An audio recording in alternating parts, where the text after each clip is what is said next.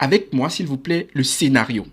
Le stock d'uranium avait dans un premier temps été cédé par Areva à une société russe qui s'appelait Energo Allian. Et cette société l'avait ensuite revendu à une autre société qui s'appelait Optima Energy Offshore, qui se situait au Liban.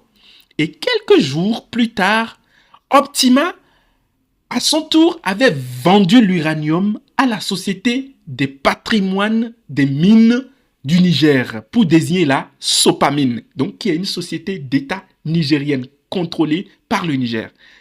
Arrivé à ce niveau, Areva avait alors racheté ce même stock à la Sopamine à un prix bien supérieur à celui auquel il avait cédé au départ. C'est Orano, donc ex-Areva, qui a vendu premièrement le stock. Et il est passé dans plusieurs mains pour revenir dans les mains de la Sopamine. Et Areva revient encore pour racheter le même stock à un prix encore plus supérieur. Qu'est-ce qui s'est passé? Il s'agissait d'une opération de trading dans le cadre d'une offre intégrée, a indiqué au journal Le Monde Christophe Neuillot, le porte-parole d'Areva à l'époque.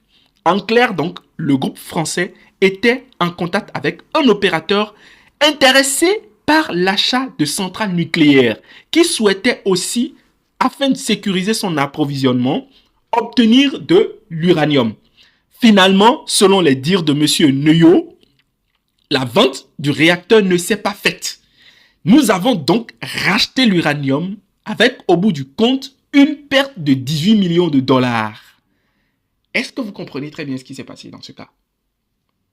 Ils ont donc raconté une histoire selon laquelle il y avait un client d'Areva qui était intéressé par l'achat de centrale nucléaire. Et finalement, ce client n'a plus acheté la centrale nucléaire.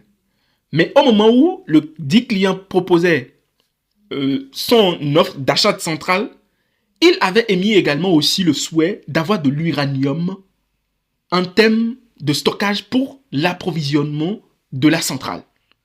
Et c'est pour cela donc que le stock avait été mis à disposition.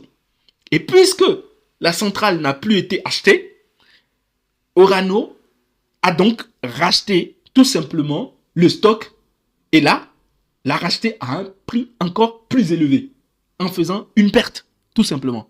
Donc, son même produit circule entre plusieurs mains et, bizarrement, la société fait une perte. Pour nous, qui avions quand même un petit cerveau et qui sommes en mesure de réfléchir, on reconnaît que beaucoup d'entreprises font des opérations à perte.